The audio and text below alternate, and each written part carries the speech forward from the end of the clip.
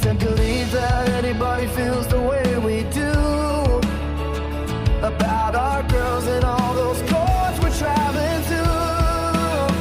And all the roads we drive, all the states we see, we've been volleyball so desperately. I said maybe we're gonna be the ones to cheer them on. We're lost in this volleyball. Hey, welcome to Volleyball'd. This is chapter 6, and we're the Medinas. I'm Carlos. And I'm Allison. And, well, we've reached the end of the high school season around here, and we have now, for us, started the process of the 11-year-olds now practicing, and we're now, a week and a half away from the high school girls really getting after club season? Yeah, a whopping 24-hour off season before we roll right into the. It's really what it turns into at some point. It's just you kind of get like a few days of a break, and then it's on to the next one. And I tell you, I feel because we had tryouts in July, and so we're through that process. But to read about in some of the forums, some of the other places around the country that have them coming up in November, like we used to do here in Georgia, I feel for every single one of you parents out there. Yeah, it's a nightmare week. It really is. The prep beforehand, and then the game time decision of stay or go, and what happens in the next 24 hours. So you got this. You got this. Stay hydrated. We're behind you. If you want to put anything that is, I'll just say, a little bit questionable or critiquing your club in the forum, I'm here for it. I'm here to read about all of them out there. Like I was reading one parent who talked about how it seems that the team was already made up, even though they haven't started. And I thought, yeah, sometimes that does happen. Yeah, every now and then you'll be on a team where they might hold a couple spots, developmental spots to see what happens. But a lot of times the coaches already have a pretty good idea before tryouts, unless obviously you're at a new club and you're somebody new coming in. Yeah, they're forming those teams back at nationals. It's long gone at some point. All right, so we're going to be joined here by AJ Jones. You can always check her out over at wildphotofilm.com. That's WYLD photofilm.com, or on Instagram. Check out her work. You can get her scheduled at Wild Film. That's WYLD Film. And AJ, I would be pretty accurate to say she's a staple of the volleyball community because of the work she does, predominantly with young women, but she does with a lot of young athletes outside of her other part of her business, marriages and everything else and photo shoots. She does a lot of work in the athletic field. Yeah, I think one thing that really draws me to her is her commitment to women's sports and young athletes. She really supports these girls and has made a career out of documenting their stories and making it come to life on social media. Really cool stuff. All right, let's get to AJ. Joining us now on Volleyball'd, Allie, we have a woman who is extremely creative, extremely talented. You may, if you ever see her around, her name's AJ Jones, but everybody in every volleyball facility knows her as AJ. You can always check out her work over on her website, wildphotofilm.com. That's WYLD photofilm.com, or on Instagram, Wild Film. You can check her out out there as well. AJ, thank you for joining Volleyball'd today. Yeah, thank you guys so much for having me. It's one of those fun things that when we're playing at a tournament and you walk by or happen to stop and snap a picture at our court, you can see the girls on the sideline like, AJ's here. AJ's here. Maybe she'll get a shot of me. It's very cool. Very cool. Let's start from the beginning, AJ. Like, what's your background? Where are you from? And like, how did you even get into photography? Like, period. Yeah. So I was born and raised in Georgia. I've been here my whole life. I went to high school at Ola in McDonough, which is south of Atlanta. And then I went to college at North Georgia and actually got a degree in psychology and then a minor in theater. And after doing that, I started working in the corporate world and quickly realized, that wasn't for me. So I kind of made a shift And photography for me really happened like when I was younger. I would say ever since I was about 5 years old. I was always obsessed with disposable cameras. Those were really big at the time. So I would go every week and get a new disposable camera and just take as many pictures as I could and then get them developed. And I think that's where my love for photography really happened. I have photo albums in my house. I mean, they're just like the most random pictures, but I just love taking a picture of everything. And so I kind of kept, taking pictures throughout, like when I was in high school and everything, taking pictures of friends, and then in college as well. I was in a sorority in college, and we needed somebody to do pictures for all of our events.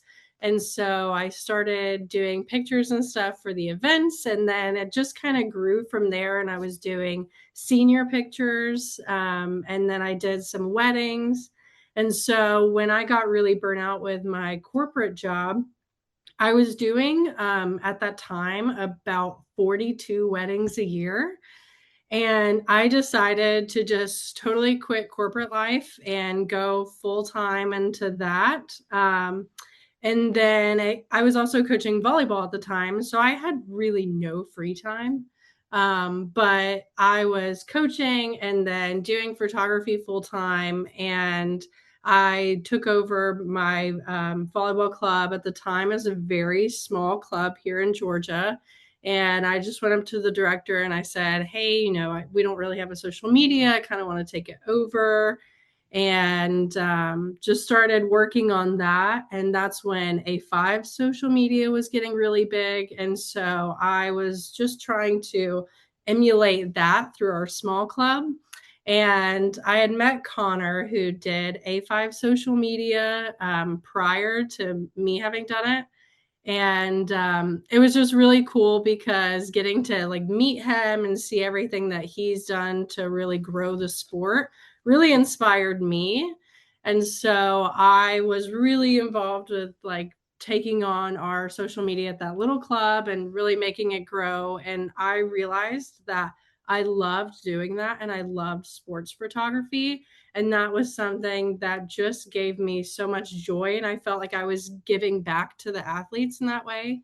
And so, then when Connor left A5, he called me and he said, would you be interested? And I was like, well, of course. And so, yeah, then I went over to A5 and was doing that. And I think that's just how I was able to meet so many people and really, really learned a lot from that, and just being able to, also grow my own business as well. But it's just been really awesome to see the impact that it has had since I've started doing this. And I just love it because when I was younger, athletes didn't really have, I mean, we didn't have social media. We didn't have any way to really like have memories of our games and everything. I think I have one video on YouTube from when I played volleyball in high school. And so it's just really awesome to be able to see now that kids have all these memories of when they are playing these sports, and just being able to look back on it. I know parents really cherish it. And I know when these kids get older, they'll really love looking back and being able to see all the memories they had when they played these team sports. Well, first of all, I'm going to date myself here, but you are speaking my language with the disposable cameras. Carlos Yeah. and I actually had them on each of our wedding tables for our guests to take pictures at our wedding. There was like one usable picture at the end because it was like a bunch of pictures of people's feet and things like that. But I love that. And what you just said about capturing the memories is so telling for me, because my daughters even have asked me, Mom, you played volleyball. Like, where's your videos? I want to see you play. I want to see what it looks like. And it just doesn't exist. We didn't walk around with little computers in our hands that we could take videos with all the time. Exactly. So it's just like this almost lost era that now gets captured forever. I think it's such a cool thing. Yes. So we're talking with AJ. You can always check out her website, wildphotofilm.com. That's wild as in WYLD photofilm.com. Also on Instagram, WYLD Film. You can find her and her work there as well. So the memories are one thing, and I love the work that you've done with all the girls that we've known, across Atlanta, across the Southeast. But there's also the marketing element of that. And for a lot of these girls who want to play collegiately, a lot of it sometimes is just about, all right, how do I look? What's my hype video look like? Does that happen to grab some attention? How much are you finding where somebody wants to say, man, I really hope AJ caught me making that one particular play because I want to send that out? Yes, I do get that a lot. Thankfully, with all the athletes and parents that I work with, they just kind of trust that, I'm going to be able to present the best for the video and also for the kid. And I always make sure to say, what I capture is not what you want to send to a coach. Yes, it is great and it looks great on social media, but really the purpose of what I do is, one, I want to help young athletes market themselves. So with NIL being such a big thing right now, I think it's just really important for athletes, especially at this young age, to understand you have a really good chance to set yourself up for success when you get older by doing these things now. So being able to market yourself and get opportunities in that way would just really help you set up for success. So I really always just make sure that I want to make sure that people know that, yes, they're really cool videos. They make you look great on social media, but it's not something that you want to send as like a recruitment video. Now, on the flip side of that, I've had 2 or 3 college coaches that I talked to this year, and they're at bigger programs. And they have said that they found a kid through my social media. So just by seeing them come up on, either in like the search page or just by following me, they found a kid and started following like through them.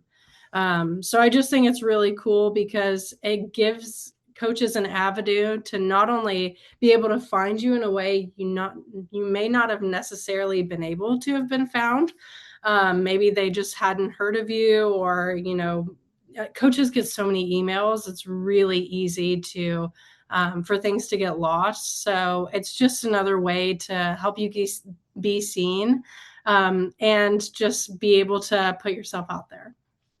On your website, you use the term visual storytelling, which I love so much because it's not just how high do you jump, how many digs do you have, how many kills do you have. It is what kind of competitor are you and what kind of a teammate are you? And I love that your work really showcases the high fives, the girls cheering on the sideline, like the in-between moments that make volleyball such a great sport to watch and be part of. You capture that so well. How do you look for that when you're shooting on the court? I just really try to focus in on every player's personality. So that's something that I just really love to be able to showcase. Every kid is different. And so just finding, are they kind of a funnier, goofier kid? And then if they are, then I kind of showcase those things because college coaches love to be able to see, oh my gosh, well, this kid has, such a great attitude and they would fit in really well to our program. Or, if a girl is, if she's really serious and maybe she's a baller and she's not as emotional, like showing it, just being able to kind of tell her story in more of a fierce way, like, this girl means business, she is all about, putting her team in the best position. And so I just really try to tailor every video to their personality to really bring it out. Because I just think every kid has a story and every story is important. And so being able to really tap into who they are as a person, and even though they don't really say anything in these videos, I want you to be able to see who they are just by watching their videos. This is AJ Jones. You can always reach out to her over on her website, wildphotofilm.com. That's WYLD. Also, you can check her out on Instagram at wildfilm as well. All right, AJ, I want to ask you about this because this is a form of art. And I know that you have directors in Hollywood where they're known for like the iconic shot. Like Michael Bay, it's the 360 wraparound with the explosion and the girl in the small top, and that's kind of what he's known for. Big Uh, hair, small top. Yeah. exactly. It's just kind of what it is for him. What is yours? Because I think one of the things that I have noticed, whether it's been with athletes you've worked with when I've seen some of the stuff that's come back to my daughter, I love that low shot you take when they're in the back row, hands are on the knees, and it's just this look of determination of like, I'm coming after you. And I've seen that through your work. What is your favorite shot to take? What is the AJ shot? I think you nailed it. That I have two actually favorite shots that I always try to get.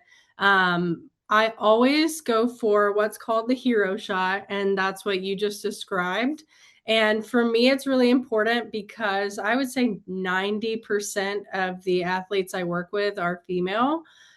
So I always love to get the low angle shot where the girls are higher up just because it makes them, when you're looking at them, it makes them feel more empowered and it makes them look larger than life, which I love being able to just visually kind of and capture that. And so having them kind of put up higher as you're looking at it from this angle, it just really gives that visual of wow, she's tall, she's strong, and she's girls are not really taught when they're young to look fierce, but I think that's just something that's so powerful is for women, especially young girls, to embrace that because sometimes we can be scared too. And so just by doing this one thing in my video, I think I really try to just bring it out of the girls and show like you are really strong, you're really powerful, and what you do is amazing, no matter what level it is. And then my second shot is I will always, if it's a hitter, I will always try to get the shot where I'm really close to the court. And if they're going up to hit, I like to get a really low shot to where it looks like they're almost like on the ceiling. So if you ever look at my work, anytime I'm shooting, it's mainly outsides just because right sides kind of get the shaft most of the time on where they are. They're usually by the ref stand because teams always want to get the side that has the outside with all the space. So most of the time it's outside. So I try to do both pins, but I will go and I will get as close under their feet when they're going up to hit as I can. And that's just my favorite shot. It's what I love to get every time. We have that shot of our kid. It's freaking amazing. I love it.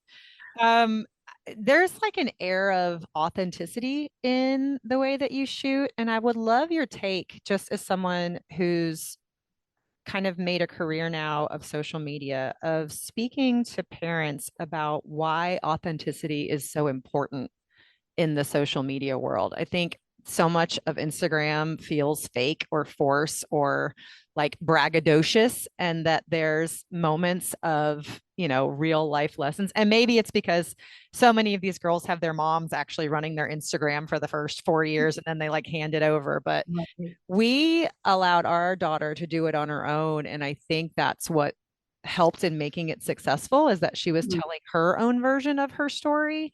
I'd just love to hear your take on that. Like, how do you breed authenticity into your social media brand? Absolutely. I think just really sticking to your true self. It's really easy nowadays to be influenced and want to be just like everybody else. But like I said earlier, every kid has a story and every story is important. So I really just think if young women, especially, tapped in more to who they truly are instead of trying to be someone else, it would just open up this whole world for them and see like they could be influencing somebody, a young girl who is in their same situation, or is really looking up to them or like them or something. Every story is just so powerful. So I think you have people like, I'll say Hannah Benjamin for one. She started A5 when she was on like I think 13 fives or something, and then worked her way all the way up to the ones.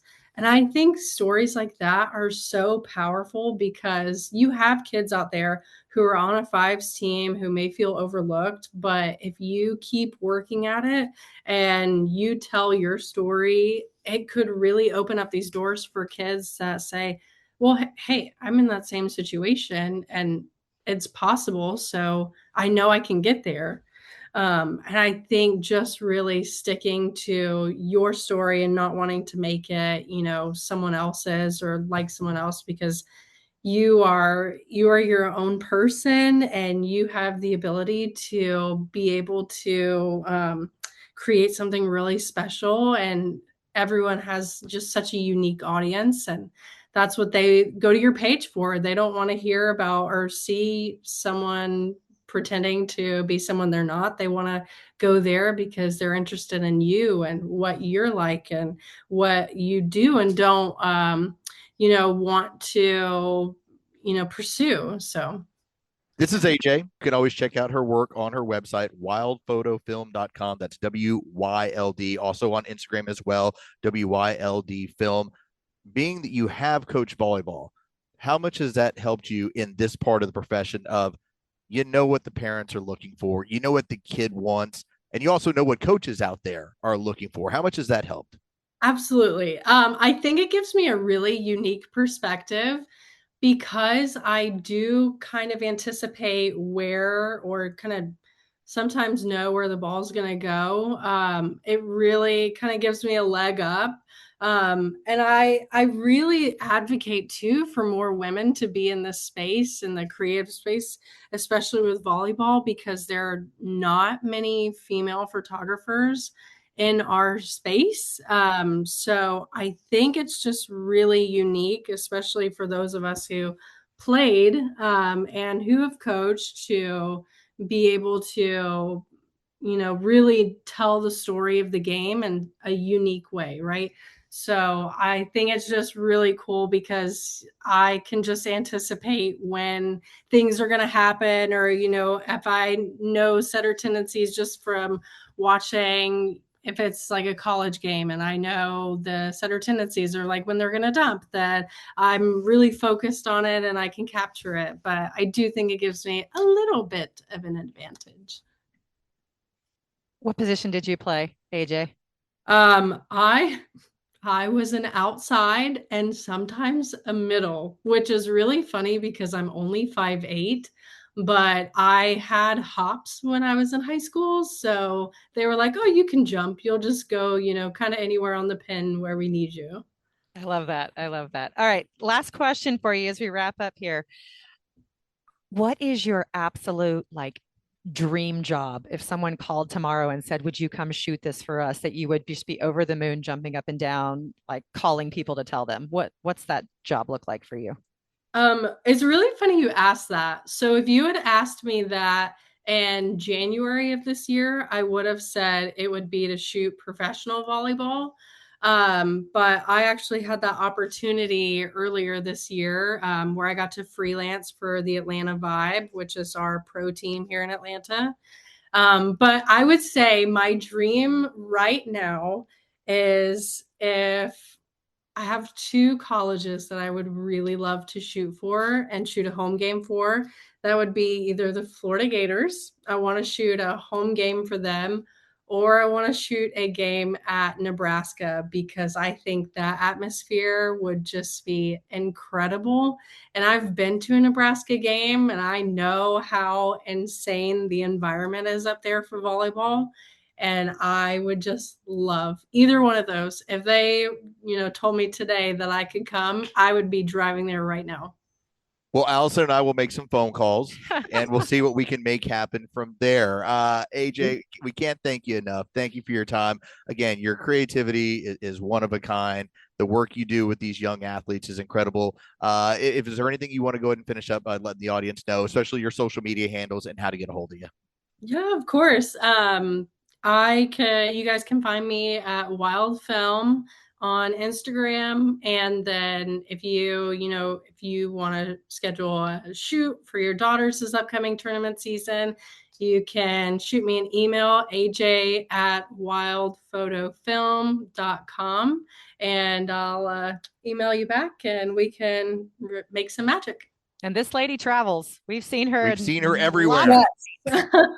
In the middle of making my travel schedule for the season right now. Oh, you and I both, sister. All right. Thank you, AJ. Take care. Okay. Thank you, guys. All right. There you have it. There's AJ Jones. And I didn't know she had coached. That makes a whole lot of sense as to why she always seems to be right place, right time. Because if you've ever worked with her, and when it comes to my oldest daughter, every year she's like, can I get with AJ for a match? Like, will y'all pay for AJ for one match? And whatever, it's like magic. It comes back to you. And it's just this whole rundown of stuff that she's gotten. And you're like, wow, you were in the right place, the right time, seemingly for the entirety of the match. But it's just because she knows where to be. Yeah, I think I had my preconceived notions about social media early on with my daughters. But I will say the volleyball community on Instagram and other platforms is actually incredibly supportive. I have been so pleasantly surprised by the volume of wonderful comments and things that these girls are saying to each other who barely know each other through the stories that they tell on social media. I think it's really an amazing thing that we didn't have when I was playing. It's been very impressive to see girls that my daughter has been on Instagram, and she makes it a point. Hey, she's playing over on this court. I want to go watch her. Or even when we were at, whether it was AAU's, I believe it was AAU, where a parent came over and said, my daughter follows your daughter. You know, do you mind if we stand next to you and watch the match? And I was like, yeah, great. And we just started chatting. And it was interesting to see how these girls support each other from around the country. And then with some of the younger players, if they're having a tough time, the girls will step up and say, hey, keep working, keep grinding. This is going to work out for you. Yeah, it's a scary world too, right? Social media, you got to monitor and make sure everything's going as planned. But, people like AJ are out there really trying to help document it all. And unlike my high school career and club career, which lives only in my brain and there's not much left of that in terms of memories, but it's documented forever. And I think that's just a beautiful thing that these kids get to carry on with them as they leave the sport later on. Don't you wish you had softball and volleyball matches that you had played in? Because as of now, between the subscriptions that are out there with, Baller TV and the stuff that we have saved, I can go through the entire, I think it was like 82 games that the girls played last year and can show my daughter any of this stuff for the rest of her life. As long as YouTube exists, then they're always going to be able to go back and say, here, let me show you what mom looked like. Yeah, I mean, I'll give my dad some credit. He did have, later in my career, he did have the ginormous VHS camcorder, and there were some videos shot, but they're no longer in existence. I'm pretty sure. Even if they were, I don't think you could find a player that would play them, but another time. All right. Well, again, thank you for checking us out. The numbers continue to just astound us. The amount of countries and states, and we see you, California. We see you, Oregon and Texas. Like, our numbers just keep jumping. We're like, wow, okay, they keep coming from over here. So big volleyball community, and we thank you. And like I said, we'll just keep this stuff going. In fact, our next one, we actually have a referee who handles USAV and all the changes that are coming. So the next one's going to be a little bit more technical, is what the plan is. If you want to be that parent who can explain to the other parents why the rules have changed, tune in later this week. Today is gonna be the day that we run out of cash. Watching every serve and kill, it's a total smash. By now you should have somehow realized what we've lost. Our free time's gone, it's all for volleyball at any cost. I tend to believe that anybody feels the way we do about our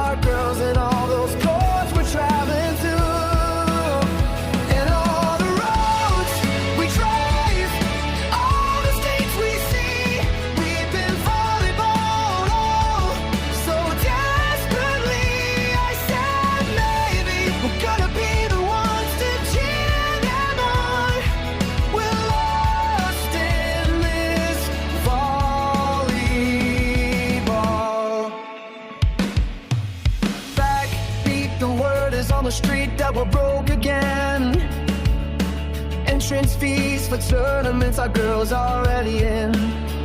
I'm sure you've heard it all before, but we're at the bar, drinking through the overwhelm. No life beyond this far. Don't believe that anybody feels the way we do about the nets and all the chaos we're stuck into. And all the roads we drive, all the states you see, we've been volleyballed, oh, so desperately. I said maybe we're gonna be the ones to cheer them on. We're lost in this volleyball, and all the lights that lead us there are blinding. The hotel nights, the drinks, they keep us finding a way to cope with all this endless grind. Oh, we're trapped, no life outside. And all the roads we drive, all the states we see, we've been volleyballed, oh, so desperately. I said maybe we're gonna be the ones to cheer them on. We're lost in this volleyball. Today was gonna be the day, but we're still here. Volleyball, oh volleyball. I don't believe that anybody feels the way we do.